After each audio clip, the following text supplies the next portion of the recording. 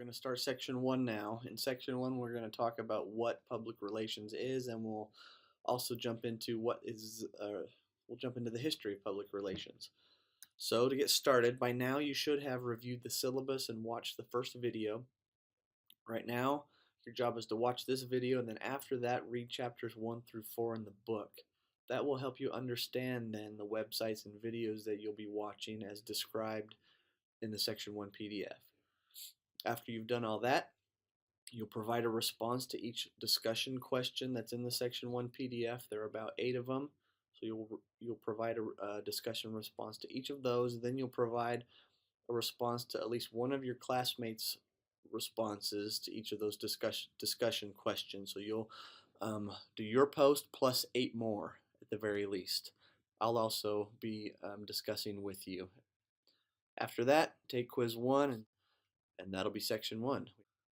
What makes a good relationship between two people? How do friends become friends? Is it credibility? Is it similarity? Is it time spent together? I ask these questions because public relations is all about relationships.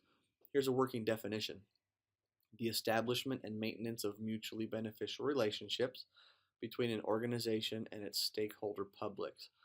Michael Jordan and Scottie Pippen, one of the people say that they couldn't have been successful without each other. Same for each of these pictures represents a mutually beneficial relationship. Think about that. So in your reading, we're going to first jump into how public relations is different than marketing and advertising. We'll talk about the publicity function of public relations, what we call press agentry. Some people call public relations public affairs. That's really kind of a form of public relations we call government relations. We'll talk about lobbying, issues management, crisis communication. You'll watch some videos about these things. Investor relations, employee relations, and something we call development or advancement. That's really using relationships to fundraise for causes.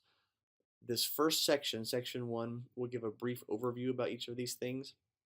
Throughout the semester, we will delve further in depth to each of these topics.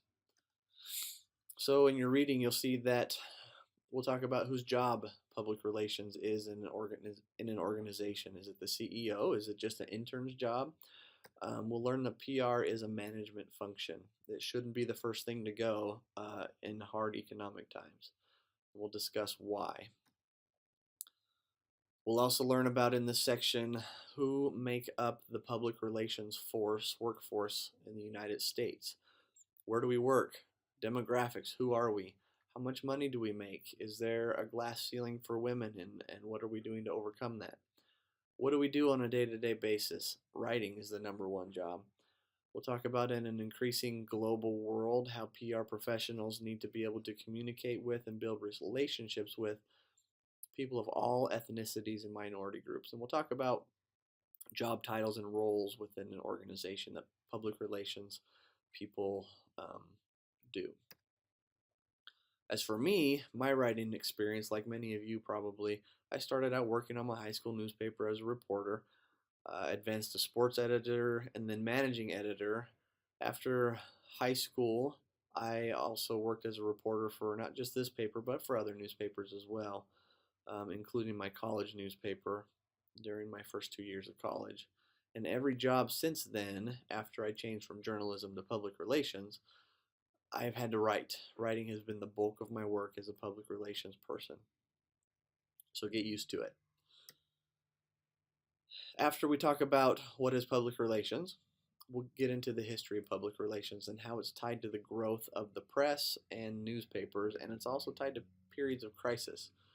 In the history of humankind, writing has only been in the last 500 years. That's a long time we went as humans without writing.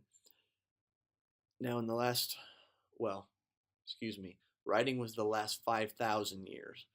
Mass media was the last 500 years, as you can see in this graphic here. Writing was invented back here, but the movable type printing press was Johannes Gutenberg about 500 years ago. Since that time, lots of different forms of mass media have been produced, which have facilitated the invention of public relations.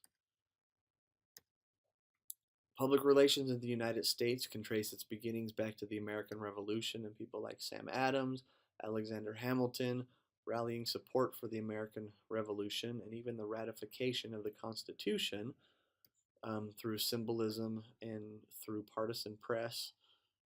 We will next get into what we call the modern era of public relations, monopolies, and who they hired to help them, such as Ivy Lee.